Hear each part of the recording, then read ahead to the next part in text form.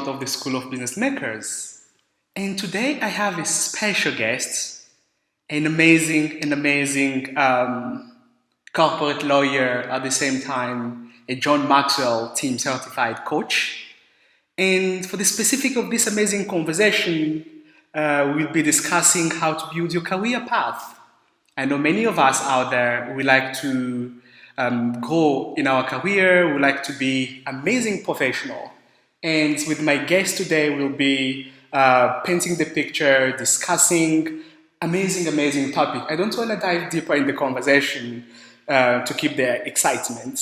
And my guest, she's the founder of KGT Insights, which is a professional coaching company. She's none than Gloria Tender. Gloria, how are you today? I'm fine, thank you, Christian. How are you? I'm good. How's life? Perfect.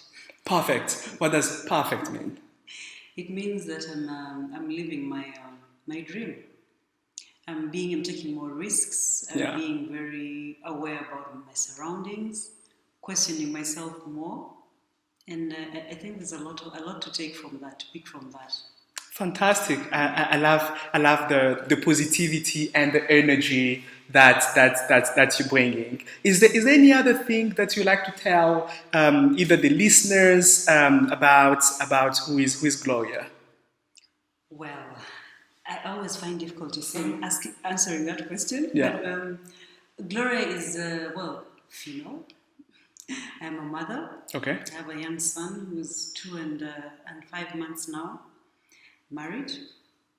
I am a lawyer by training. Okay. And a lawyer who's also had a bit of the theatre background. Mm. I do a little bit of something on the art side as well. Okay. But I also ventured into coaching, which I think is why we're here today. Yeah. So sometimes I call myself a jack of all trades, but there's a link to all the things I do. Yeah. Yeah. Oh, fantastic! So she has a lot of passion on top of being a lawyer by training, being a professional coach. She also does some other amazing work. And let's dive deeper into the question. Can you paint us a picture on what triggered you to start your career as a professional coach? Like, walk me through the turning points and the wow moments when you realize, actually, I want to become a professional coach. Okay, I think it's a myriad of things, and a myriad of things that. I was employed. Okay. For now, I'm on a sabbatical, so it's not like I've completely thrown it out, but I took a sabbatical. But during my time when I was employed, I got to a point where I just kind of felt like I wasn't moving forward anymore. Yeah.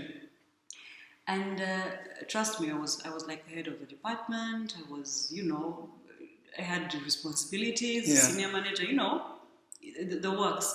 But I still felt like there's something missing for me. Mm-hmm. Then I began to ask myself questions. Okay, what exactly is missing? What can I do? Do I need to change jobs? Do I need to, so many things. Mm. So I started reading a lot. Started trying to find things on the internet to kind of answer my questions. Mm. So I came up. So there's this thing they say when you start asking yourself questions, the universe has a way of answering. Yeah. You. Mm? So I came across things to do with self work, self-awareness, and then came across an article in the New Times written by a lady called Annette Baingana. Okay. And she's a John Maxwell coach. Okay. So I liked what the article, and I said, you know what? I think I'm going to contact this lady. Okay. So I contacted her. And I said, I read from your profile that you're a coach. I would like to, be one of your clients. What does it take? So she got back to me and told me, this is what you need, etc. I said, fine. Where do I pay? Because that's the whole essence of it. Yeah. Just keep providing a service, you have to pay for the service. So but she's not based here in London, she's based in the US. Okay. So we had to have our sessions on Skype. So remember that now the time difference, that means we have to find a time that works for both of us, So there's sacrifices involved in there. So we had 8 weeks. We used to talk once a week. But by the end of it all, I walked into this thinking I would have answers, but instead I came out with more questions. Yeah. But good questions. Questions that told me, you know what, you need to stop looking at things the way we've always looked at them. And then, so the sessions end, and I'm still like, I'm not sure I know exactly what I want to do. I still feel like there's something missing. Yeah. Then I go back to her and say, you know what, I want to do what you do. Okay. Now, at this point in time, I didn't even know why I was telling her this. Yeah. It was just my intuition. I was following intuition. So she says, yeah, okay, this is what is required. Now, to become a John Maxwell certified coach requires another lot of investment. So I said, you know what? I'm going to do it. At this point, I was just jumping. Like, I wasn't even thinking. I was just jumping into it. So, fast forward, I enroll, and I start going through the material. And I'm like, oh my God, where has all this been? Yeah. Like, why don't people know these things, you know? So I went through the whole course, and I said, you know what, but when I'm done, I want to share this. Okay. I want other people to know what this actually is. Amazing. And how it has helped me. Yeah. And I have not looked back since then. Awesome. How long was the program? Because many people might be interested. How long is the program? What are like the most important requirements? Can anyone enroll, or it's only for a specific group of people, or open? It is open. Okay. This is the thing this is the thing about not asking questions. Is that if you don't ask a question, you will not know the answer. Yeah. Of course, there's an investment involved. So you have to be ready to part with some good amount of money. But what you get out of it, when I compare it to other trainings I've taken, is incomparable. Okay. Because once you enroll, you're in there for life. Okay. So you can you do the material at your own pace, which is very important. So there's no stress. They assume you're an adult and mature and you know what you want. Okay. So you do it at your own pace. Then they keep adding more material. So they keep having calls. The faculty members keep having calls, and for those who can't attend the calls, they archive them. So you can go back and listen to the recorded calls. So there's always material being added onto the platform. Okay. And then there's so you can either take the coaching track or the speaking track. Okay. Which one did you take? The coaching, correct? I took the coaching, but you can also take the speaking. Because you can't coach without speaking. So you're a fluent speaker. There was no need to take one, right? Well, I don't know, but I think there's a lot more that goes into speaking than putting sentences together. But anyway, so they encourage you to do one track and fast finish, and then you can move on to the other one. But it is open to everyone. So now, initially, when I took this course, it was not because I wanted to be a professional coach. It was more for me. Okay. More for my growth. Okay. But I've always been that kind of person who always wants to help people. Maybe the helping part was a little bit questionable, as in how I was doing it, because there was no intention. But it kind of framed that thing that I always had internally. And that is why I said, you know what, let me reframe the way I do things. Take this content and help people with it. Fantastic. But it's for everyone, as long as you're committed. So the John Maxwell program, it's open for everyone, and we're having a conversation with Gloria Tender, who is a certified coach, among the few Rwandan certified coach, correct? And I'll be interested to ask you about your entrepreneurship venture. You started recently organizing different workshops. And you have a lot of plans with those workshops coming from that you have for the next future. Do you currently consider yourself an entrepreneur or a self-employed? You said earlier on your sabbatical leave, and how is the field taste about being an entrepreneur or a self-employed person feel like, and how do you see yourself in the two? Well, I'm not really somebody who likes putting myself in a box, Okay. or labeling whatever it is I do. And when I remember when I started this out, I was sitting at home, and I'm like, okay, I took a sabbatical for personal reasons, but I still have a brain that's working. Yeah. So what do I do with this brain? And I've just been certified as a coach. What can I do with that? Yeah. Because being a lawyer, I'll always be a lawyer. I'm not going to stop being one. You know, as always, that's my first passion. So I started saying, okay, let me start doing podcasts, or let me start, just putting content out there.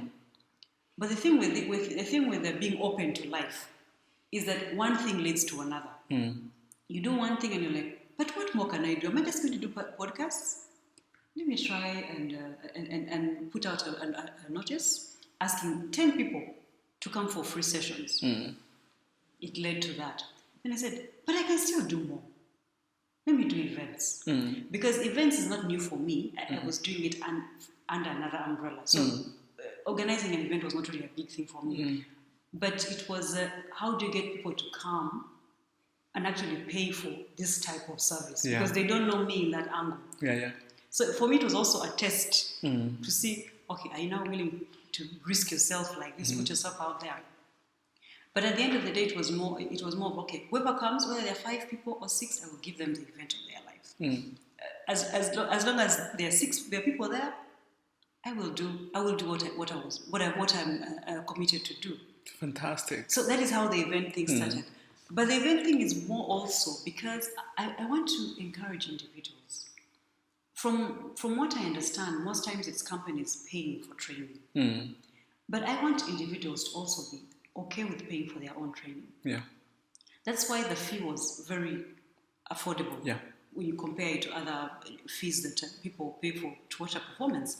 So I'm like, if you can pay to watch a performer, you can also pay to, to invest, to learn something, So it's more of like to encourage individuals that it's okay to take your destiny to your own hands. Don't always do things because your company has told you to do so, because the training plan says this. But what do you say about yourself? What do you want to do with yourself? That's partly why I started it as well. Oh, fantastic. So Gloria, she's an entrepreneur and she has a company called KGT Insights, which is a professional coaching company. At the same time, they do organize professional workshops, events. And I will try to ask you a question. I would like to understand the connection between your past experience. You have huge experience as a lawyer working for bigger corporate companies here in Rwanda. How do you see some connection with your previous experience as a lawyer with your current venture as a professional coach? Yeah. Yes. Okay. As I told you, everything I've done somehow has led me to this very moment. And one of the things that I encountered as a lawyer or in-house counsel was performance. And performance usually in terms of contracts being terminated because somebody is not achieving their deliverables. And then there's always this argument back and forth between the employer and employee about the employee is saying, I did what I was supposed to do. The employer is like, no, you did not do what you were supposed to do. And then we're all seated in there, and my job is to, okay, what does the contract say? What did he do? What did she do? Yeah. What did he do? What's the conclusion? What does the law say? And honestly speaking, the law doesn't really help much with performance. Yeah. It's just there to conclude that you breached a contract or you did what you were supposed to do. And then I would look at the HR. No offense to HR. Okay. But this is just my opinion. And I wasn't sure whether they were really helping. Yeah. Even if it meant just saying, you know what, I think you probably could do best elsewhere. Because that's also a possibility. You probably are in the wrong place. I wasn't sure they were doing much. And so I began to ask myself, is it that people just don't know how to deliver, or that we're not helping them, deliver? And the more I went into the coaching, because by then I already started doing the coaching, the more I realized that I think we also have a role to play. Yeah. In how people end up performing or underperforming. And for me, that was the starting point. Okay. That is how my work as a lawyer led me to see how performance is not just the work of a contract or targets. It's also about the human side of it. How are you helping this employee achieve what they need to achieve? Okay. And how are you as an employee open to being helped? Okay. So talking about employees, you forged your career up and you started your career since 10 years back. With your 10 years, more than 10 years experience, how can and also with your best practice as a coach, how can someone build he or her career up and to be more competitive in the marketplace? Feeding into your example, how you build yourself up. I think it's time to be flexible. Okay. Flexible in the way we look at things. It's not enough to say that I went to school, got a degree, have a master's degree, have a PhD, therefore the world should kiss my feet. The world is changing so fast and in ways that we couldn't envision 10 years ago. So if we want to keep in the game, we have to also be leaning into what is happening. Yeah. We have to be open to changing our plans. I know there's always the question about what's your 5-year plan, what's your 10-year plan. It's okay to have a plan. But given what I see today, you must have a plan that is flexible. Yeah. But I think the most important thing is also trying to discover your strength. What are you really good at? And not just academically, but even on the people side. And how can you use that to, keep moving further? Like I can give an example. Over time, I have realized I'm really good at organizing things. I have an eye for detail. I have an eye for, putting things into linear, order. But not only that, but I'm able to see how things connect to one another. And what that has done for me is that when I work on events on the art side, that comes in handy because I'm able to see how the logistics tie into this, how whatever is happening on the hospitality side ties into all these things. So I have now in my job as a lawyer, I would not have been able to use that side. Yeah. But how do I use it? I do it outside of work. Okay. To keep building onto that. And how has that helped me moving forward? It has helped me do the event that I'm doing right now. So I think people need to sit down and really question where they're really good at. And one way of doing that is having a coach. Because for me, this is why I'm where. If you don't talk to somebody who can help you figure out who you really are, you're probably going to stay in your corner. Okay. Yeah. So let me wrap up this conversation with my last question. What advice can you give to someone who would like to grow and succeed in his or her career as a coach? As a coach?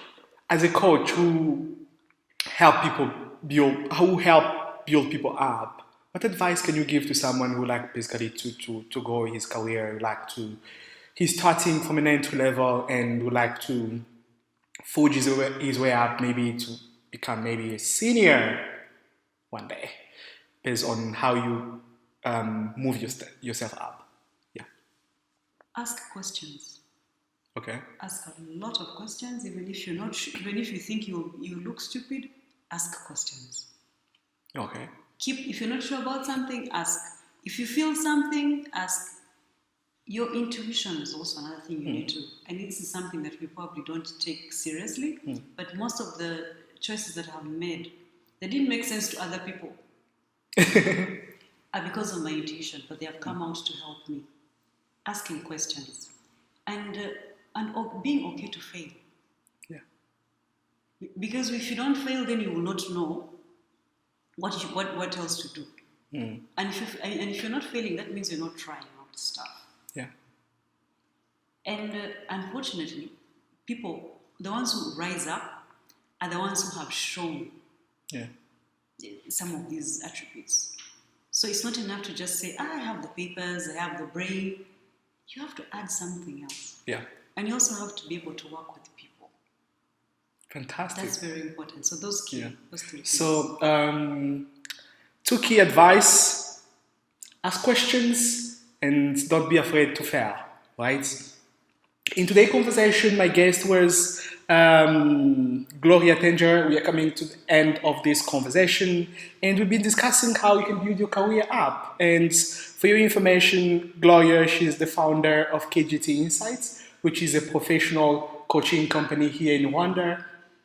And what they do also, they do organize different workshops to help a professional grow in their career. Thanks a lot, Gloria, for your time. Is there any upcoming events or next workshop that you'd like to share with the people? Well, just stay tuned. Okay. I'm hoping to have another one, but haven't yet defined when. But I promise you it's coming up soon. Fantastic. Thank you so much, guys, for watching this video. If you like it, subscribe to the channel, click the thumb like button, click also the notification bell so that whenever the video is out, you can receive it. Don't forget to follow me on social media, and remember, I speak to you guys next week. Cheers.